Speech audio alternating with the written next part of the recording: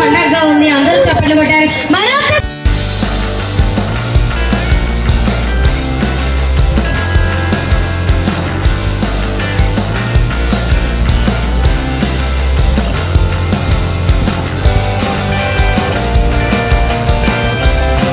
పెద్దలకి అందరికీ కూడా నా హృదయపూర్వకమైన కాపు వనమహోత్సవ కార్తీక మాస వనమహోత్సవ శుభాకాంక్షలు తెలియజేసుకుంటున్నాను.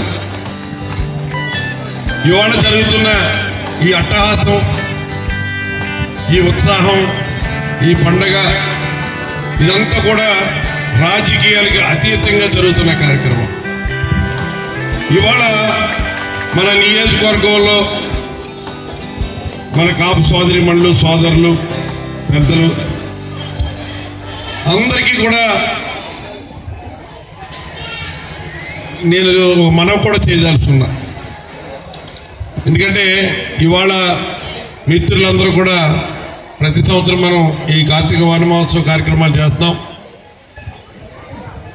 ప్రతి ఏ సంవత్సరానికి ఆ సంవత్సరం ఎంతో కష్టపడి చేస్తున్నా కొన్ని చిన్న చిన్న లోపాలు లేకపోతే ఇంకా ఇతరత్ర జరుగుతున్న మరి ఆ అనుభవాలన్నీ కూడా దృష్టిలో పెట్టుకుని ఈ సంవత్సరం, ఎందుకంటే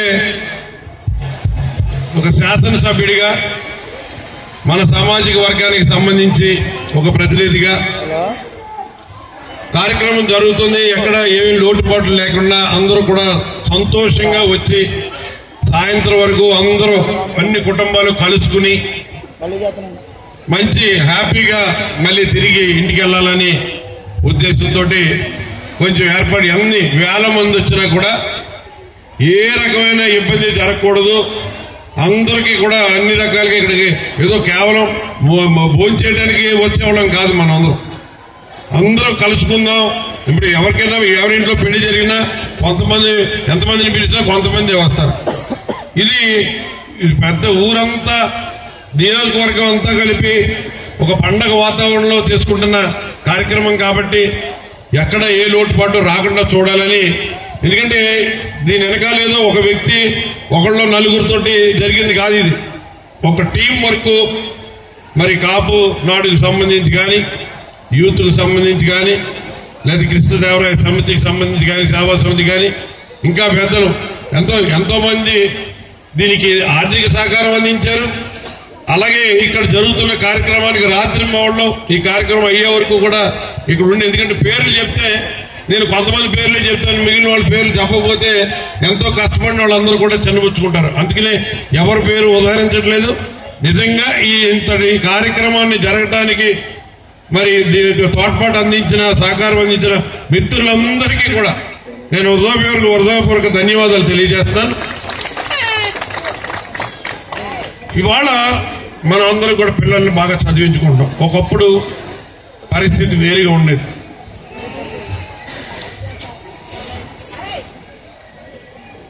ఒకప్పుడు మన కమ్యూనిటీలో జనాభా ఎక్కువగా ఉండటం, మనకి ఇందాక మిత్రుడు నాగు గారు చెప్పినట్టుగా కొంచెం సెల్ఫ్ రెస్పెక్ట్ ఎక్కువ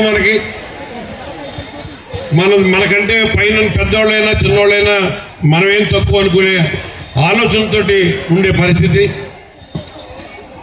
ఆ పరిస్థితులతోటి మనం ఏంటంటే ఆర్థికంగా పెద్ద ఎత్తున ఎదగలేకపోయాం.